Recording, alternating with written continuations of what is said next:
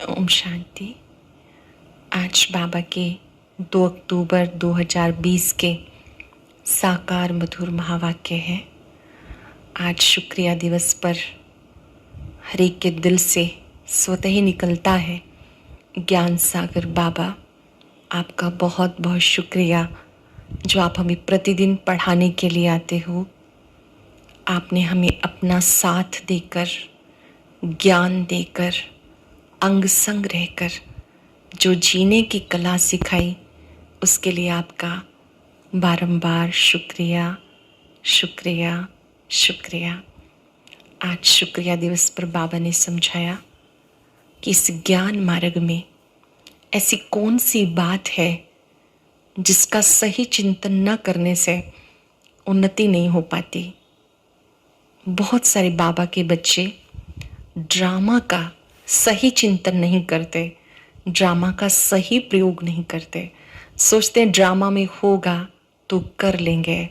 नहीं, पुरुषार्थ भी ड्रामा में नूंधा हुआ है, पुरुषार्थ फर्स्ट।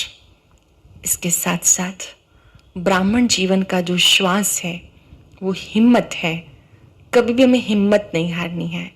कभी कोई हमारा संस्कार नहीं बदल रहा, योग नहीं लग रहा या पुरुषार्थ नहीं हो पा रहा, कभी भी हिम्मत नहीं हारनी है। याद रखना है, हिम्मते बच्चे मददे बाप।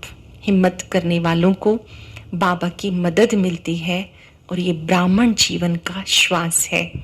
इसके साथ साथ बाबा ने बताया कि जो संगम युग है ये पुरुषोत्तम बनने का युग है। इसी समय आप मनुष्य से देवता बनने का पुरुषार्थ करते हो, पढ़ाई करते हो। इसी समय आपको संगम युग पर पुरुषार्थ से प्राप्ति होती है। उन प्राप्तियों से भरपूर रहना है। अब हम सुनते हैं बाबा की बात, बाबा के शब्दों में। बाबा ने कहा, मीठे बच्चे, ये पुरुषोत्तम संगम युग कल्याणकारी युग है। इसमें ही परिवर्तन होता है। तुम कनिष्ठ से उत्तम पुरुष बनते हो। ये पुरुषोत्तम संगम युग कल्याणकारी युग है। इसमें ही परिवर्तन होता है। तुम कनिष्ठ से उत्तम पुरुष बनते हो। इस ज्ञान मार्ग में कौन सी बात सोचने व बोलने से कभी भी उन्नति नहीं हो सकती है। कौन सी बात सोचने व बोलने से उन्नति नहीं हो पाती। ड्रामा में होगा तो पुरुषार्थ कर लेंगे, ड्रामा कराएगा तो कर लेंगे। ये सोचने व बोलने वालों की उन्नति कभी नहीं हो सकती। ये कहना ही रॉन्ग है। तुम जानते हो, अब जो हम पुरुषार्थ कर रहे हैं ये भी ड्रामा में नूंद है। अभी जो हम पुरुषार्थ कर रहे हैं ये भी ड्रामा में नूंद है। पुरुषार्थ तो करना ही है। सरल शब्दों में जो बीत जाता है उसे फुल स्टॉप लगाने के लिए हम कहते हैं ड्रामा। आगे आने वाले समय के लिए पुरुषार्थ फर्स्ट। पुरुषार्थ करेंगे तो प्रारब्ध प्राप्त होगी। गीता ये कहानी है दिए और तूफान की। ओम शांति। यह है कलयुगी मनुष्यों के गीत, परंतु इनका अर्थ वो नहीं जानते। ये तुम जानते हो। तुम हो पुरुषोत्तम संगम युगी। संगम युग के साथ पुरुषोत्तम भी लिखना चाहिए। बच्चों को ज्ञान के पॉइंट्स याद ना रहने के कारण फिर ऐसे ऐसे अक्षर लिखने भूल जाते हैं। ये मुख्य है, इसका अर्थ तुम ही समझ सकते हो। पुरुषोत्तम मास भी होता है, ये है पुरुषोत्तम संगम युग। पुरुषोत्तम मास भी होता है, ये फिर पूरा युग चल रहा है, पुरुषोत्तम संगम युग। ये संगम का भी त्योहार है। ये त्योहार सबसे ऊंचा है। पूरा संगम युगी बाबा कहते त्योहार है, फेस्टिवल है। इस समय ये सबसे ऊंचा त्योहार है। जानते हो, पुरुषोत्तम बन रहे हैं।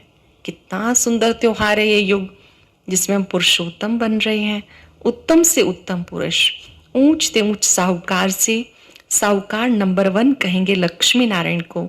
शास्त्रों में दिखाते हैं बड़ी प्रलय हुई, फिर नंबर 1 श्री कृष्ण पीपल के पत्ते पर सागर में आया। अब तुम क्या कहेंगे? नंबर 1 है ये श्री कृष्ण जिन्हें श्याम सुंदर कहते हैं। दिखाते अंगूठा चूसता हुआ आया।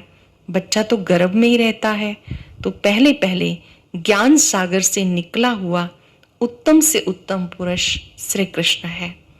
ज्ञान सागर से निकला हुआ उत्तम से उत्तम सबसे पहले श्री कृष्ण जी हैं। ज्ञान सागर से स्वर्ग की स्थापना होती है, उनमें नंबर 1 पुरुषोत्तम ये श्री कृष्ण है, और ये है वो है ज्ञान सागर। बाबा है ज्ञान सागर, पानी का नहीं, प्रलय भी होती नहीं। कई बच्चे नए नए आते हैं तो बाबा को पुरानी पॉइंट्स रिपीट करनी पड़ती हैं। कई बार बाबा को वही वही बातें फिर कहनी पड़ती है, क्योंकि बाबा के सामने नए नए बच्चे आते रहते हैं, नए नए बच्चे कोर्स करते रहते हैं। जिन्होंने अभी 7 दिन का कोर्स किया है तो उनके लिए फिर हर बात नई हो जाती है। सतयुग, त्रेता, द्वापर, कलयुग, ये 4 युग तो हैं। 5वां है पुरुषोत्तम संगम युग। अब कौन सा युग चल रहा है? पुरुषोत्तम संगम युग। इस युग में मनुष्य चेंज होते हैं। क्या चेंज होते हैं? मनुष्य देवता बनने का पुरुषार्थ करते हैं, कनिष्ठ से सर्वोत्तम बनते हैं। जैसे शिव बाबा को भी पुरुषोत्तम व सर्वोत्तम कहते हैं, वो है ही परमात्मा। फिर पुरुषों में उत्तम है लक्ष्मी नारायण। इनको ऐसा किसने बनाया? लक्ष्मी नारायण, इनको ऐसा किसने बनाया? ये तुम बच्चे जानते हो। बच्चों को भी समझ में आया। इस समय पुरुषार्थ करते हैं ऐसा बनने के लिए। पुरुषार्थ कोई बड़ा नहीं, मोस्ट सिंपल। बाबा कहते हैं यहाँ कोई टफ चीजें नहीं है, मुश्किल चीजें नहीं, बड़ी सिंपल सिंपल चीजें हैं। आपने देखा होगा सारी टेक्निक्स जो बाबा हमें बताते हैं वेरी सिंपल। बाबा कहते तुम बच्चे पुरुषार्थ करते हो, कोई बड़ी बड़ी चीजें नहीं, मोस्ट सिंपल। सीखने वाली भी हैं अबलाएं कुब्जाएं, जो कुछ भी पढ़ी लिखी नहीं थी। बाबा के सामने कौन पढ़ता है? हर तरह के बच्चे, अहिल्याएं, कुब्जाएं, गणिकाएं, बुजुर्ग, माताएं, सब उनके लिए कितना सहज समझाया जाता। देखो अहमदाबाद में एक साधु था, कहता था हम कुछ खाते पीते नहीं है। अच्छा, कोई सारी आयु खाता पीता नहीं, फिर क्या? प्राप्ति तो कुछ नहीं है। झाड़ को भी खाना तो मिलता है, खाद पानी आदि नेचुरल उनको मिलता है, जिससे झाड़ वृद्धि को पाता है। उसने भी कोई रिद्धि सिद्धि पाई होगी। ऐसे बहुत हैं जो आग से पानी से चले जाते, इनसे भला फायदा क्या? तुम्हारा तो इस सहज राजयोग से जन्म जन्मांतर का फायदा है। बाबा ने कहा अगर कोई ऐसा करता है, जल ग्रहण नहीं करता है, भोजन ग्रहण नहीं करता है, तो उससे फायदा क्या? ठीक है, कुछ समय के लिए अगर आप उपवास रखते हैं, शारीरिक दृष्टि से आपको लाभ मिलता है। पूरी ही आयु अगर आप नहीं ले रहे हैं तो बाबा कहते हैं इन चीजों से क्या फायदा? इस राजयोग से तो तुम्हें जन्म जन्मांतर का फायदा होता है। तुम्हें जन्म जन्मांतर के लिए दुखी से सुखी बनाते हैं। बाबा कहते हैं बच्चे ड्रामा अनुसार मैं तुम्हें गुह्य बातें सुनाता हूँ। जैसे बाबा ने समझाया शिव और शंकर को मिलाया क्यों है? शंकर का तो इस सृष्टि में पार्ट ही नहीं है। शिव का, ब्रह्मा का, विष्णु का पार्ट है। ब्रह्मा और विष्णु का ऑलराउंड पार्ट है।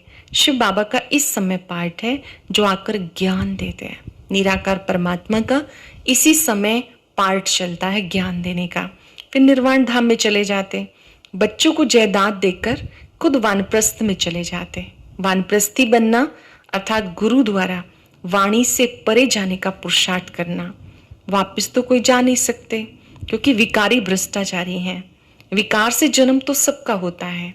ये लक्ष्मी नारायण निर्विकारी हैं, उनका विकार से जन्म नहीं होता, इसलिए श्रेष्ठाचारी कहलाए जाते हैं।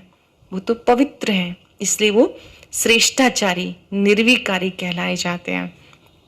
बाबा ने कहा बाबा आकर के तुम्हें माला का भी रहस्य बताते हैं। माला 8 की 108 की भी होती है, 8 रत्न भी गाए जाते हैं। वो पास विद ऑनर होते हैं, इसलिए उनको जपते हैं। फिर कम से कम 108 की पूजा करते। यज्ञ जब रचते हैं तो कोई 1000 शालिग्राम बनाते, कोई 10,000, कोई 50,000, कोई लाख भी बनाते। आपने देखा होगा शिवलिंग के साथ छोटे छोटे शालिग्राम होते हैं, तो कोई हजारों में बनाते हैं, कोई 10,000, कोई 50,000, लाख भी बनाते हैं। मिट्टी के बनाकर यज्ञ रचते हैं। जैसा जैसा सेट अच्छे से अच्छा बड़ा होगा तो लाख बनाएंगे। बाबा ने समझाया माला तो बड़ी है ना, क्यों बनाते हैं? शिव के साथ जो मददगार बने वो शालिग्राम के रूप में गाए जाते हैं, पूजे जाते हैं। बाबा अकेला नहीं है स्थापना के कार्य में, बच्चे भी मददगार है। आप भी अगर ये संदेश औरों को देते हैं तो आपकी भी शालिग्राम के रूप में पूजा होती है। बाबा ने समझाया, माला तो बड़ी है ना, 16,108 की माला बनाते हैं। ये तुम बच्चों को बाबा समझाते, तुम सब भारत की सेवा कर रहे हो बाबा के साथ। बाप की पूजा होती है तो बच्चों की भी होनी चाहिए, क्योंकि आप बाबा के साथ सेवा कर रहे हो, मदद कर रहे हो, तो बाबा के साथ बच्चों की भी पूजा होती है। ये नहीं जानते कि रुद्र पूजा क्यों होती है। बच्चे तो सब शिव बाबा के हैं। इस समय सृष्टि की कितनी आदमशुमारी है, इसमें सब आत्माएं शिव बाबा के बच्चे ठहरे, परंतु मददगार सब नहीं होते। इस समय तुम जितना याद करते हो उतना ऊंच बनते हो। बाबा के बच्चे सब हैं, पर मदद करने वाले कितने हैं? हम सब बाबा के मददगार बच्चे हैं। जो बाबा की श्रीमत प्रमाण जीवन जीते हैं वो मददगार बच्चे हैं। जिनकी दिनचर्या श्रीमत प्रमाण है वो मददगार है। जो तन मन धन सफल करते हैं वो मददगार है। जो संदेश औरों को देते हैं वो मददगार है। बाबा ने कहा, मददगार सब नहीं होते हैं। इस समय तुम जितना याद करते हो उतना ऊंच बनते हो, पूजन लायक बनते हो। ऐसे और कोई की ताकत नहीं जो ये बात समझाए, इसलिए कह देते ईश्वर का अंत कोई नहीं जानते। बाबा आके समझाते। बाबा को ज्ञान सागर कहते हैं, तो जरूर ज्ञान देंगे ना। प्रेरणा की तो बात होती नहीं। भगवान को प्रेरणा से समझाते हैं क्या? तुम जानते हो उनके पास सृष्टि के आदि मध्य अंत का ज्ञान है, वे तुम बच्चों को सुनाते हैं। बाबा कोई काम प्रेरणा से नहीं, सम्मुख आके समझाते हैं ना। सम्मुख आके भी समझाते तो हम नंबरवार समझते हैं, प्रेरणा से तो कैसे समझेंगे? ये तो निश्चय है। निश्चय होते हुए भी फिर भी बाबा को भूल जाते हैं। बाबा ने कहा, इस समय बाबा तुम बच्चों को सृष्टि के आदि मध्य अंत का ज्ञान देते हैं, तुम्हें बाबा पे निश्चय है। कई बच्चे भूल जाते हैं, निश्चय होते हुए भी भूल जाते हैं। बाबा की याद ये है पढ़ाई का तंत्र। याद की यात्रा से कर्मातीत अवस्था को पाने में मेहनत लगती है। इसमें माया के विघ्न आते हैं, पढ़ाई में इतने विघ्न नहीं आते हैं। अब शंकर के लिए कहते हैं आंख खोलते हैं तो विनाश हो जाता है, ये कहना भी ठीक नहीं। बाबा कहते ना मैं विनाश कराता हूँ ना वो करते हैं, ये रॉन्ग है। देवताएं थोड़े पाप करेंगे। अब बाबा बैठ सब बातें समझाते हैं। आत्मा का ये शरीर है रथ, हर एक आत्मा की अपने रथ पर सवारी है। हर एक आत्मा को ये शरीर रूपी रथ मिला हुआ है। सब आत्माओं को अपनी अपनी सवारी मिली हुई है, शरीर मिला हुआ है। बाबा कहते मैं इसका लोन लेता हूँ, इसलिए मेरा दिव्य अलौकिक जन्म है। क्योंकि बाबा इस तन का आधार लेते हैं, ब्रह्मा तन का। ये बाबा कहते मेरा दिव्य अलौकिक जन्म है।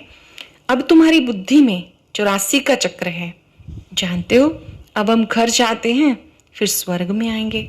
सतयुग में 8 जन्म लेते हैं हम, त्रेता युग में 12 जन्म, द्वापर में 21, कलयुग में 42, एक संगम युग पे। शरीर बदलते हैं, आत्मा अजर अमर अविनाशी है।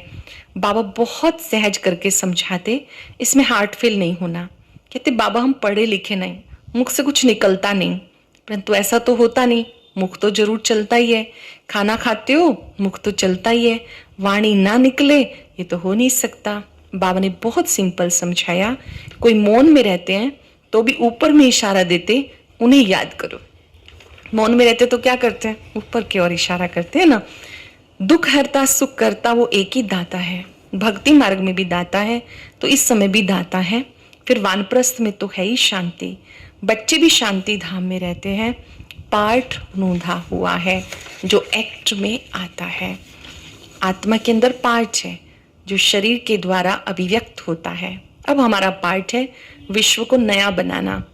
हेवनली गॉड फादर कहते हैं, उनका नाम बड़ा अच्छा है, हेवनली गॉड फादर। बाप रचयता है स्वर्ग का, बाप नरक थोड़े ही रचेंगे। पुरानी दुनिया कोई रचते हैं क्या? मकान हमेशा नया बनाया जाता। शिव बाबा नई दुनिया रचते हैं ब्रह्मा द्वारा, इनको पार्ट मिला हुआ है। यहाँ पुरानी दुनिया में जो भी मनुष्य हैं सब एक दूसरे को दुख देते रहते हैं। जानते हो, हमें शिव बाबा की संतान, फिर शरीरधारी प्रजापिता ब्रह्मा के बच्चे हो गए अडॉप्टेड। हमें ज्ञान सुनाने वाला है शिव बाबा रचयिता, जो अपनी रचना के आदि मध्यांत का ज्ञान सुनाते हैं। तुम्हारी एम ऑब्जेक्ट है बनना। बाबा कहते बाबा तुम बच्चों को लक्ष्य याद दिलाते हैं, ये तुम्हारा लक्ष्य है ऐसा बनना। मनुष्य देखो कितना खर्चा करके मार्बल आदि की मूर्तियां बनाते। ये ईश्वरीय विश्वविद्यालय, वर्ल्ड यूनिवर्सिटी, सारे यूनिवर्स को चेंज किया जाता है। फॉर ऑल यूनिवर्स, सारे विश्व की आत्माओं के लिए यूनिवर्सिटी है जो पढ़ते हैं। बाबा कहते उनके लिए भी जो कैरेक्टर्स हैं सब आसुरी हैं, आदि मध्यम दुख देने वाले हैं। ये है ईश्वरीय यूनिवर्सिटी। ईश्वरीय विश्वविद्यालय एक होता है जो ईश्वर स्वयं खोलते हैं, जिससे सारे विश्व का कल्याण होता है। समझने योग्य बात है। स्वयं ईश्वर जब ज्ञान देते हैं तो वो यूनिवर्सिटी खोलते हैं सबके कल्याण के लिए, भले कोई किसी धर्म का हो, जाति का हो, ये सबके लिए है। तुम बच्चों को राइट और रॉन्ग की समझ मिली है, और कोई मनुष्य को ये नॉलेज नहीं है। राइट रॉन्ग को समझाने वाला एक ही राइटियस होता है, जिसे ट्रुथ कहते हैं। बाबा आकर हर एक को राइटियस बनाते। राइटियस बनेंगे फिर मुक्ति में जाकर जीवन मुक्ति में आएंगे। पहले मुक्ति में जाएंगे परम धाम, फिर जीवन मुक्ति में आएंगे। ड्रामा को भी तुम बच्चे जानते हो, आदि से लेके अंत तक पार्ट बजाने नंबरवार आते हो। ये खेल है जो चलता रहता है। समझने योग्य बात कि ये खेल चलता ही रहता है। हम सब खिलाड़ी हैं। ड्रामा में हर एक का पार्ट अपना है, एक का पार्ट दूसरे से नहीं मिलता। ड्रामा शूट होता रहता, एवर न्यू है। ये पल पल नया भी है और पुराना भी है। ये ड्रामा कभी पुराना नहीं होता। सब नाटक आदि विनाश हो जाते। ये बेहद का अविनाशी ड्रामा है। इसमें सब अविनाशी पार्टधारी हैं। अविनाशी खेल व मांडवा देखो कितना बड़ा है। बाबा आकर पुरानी सृष्टि को नया बनाते, वो सब तुम्हें साक्षात्कार होगा। कैसे बाबा नया बनाते हैं पुरानी सृष्टि को, तुम्हें सब साक्षात्कार होगा। जितना जितना नजदीक आएंगे तुम्हें खुशी होगी। साक्षात्कार करेंगे, कहेंगे पार्ट पूरा हुआ।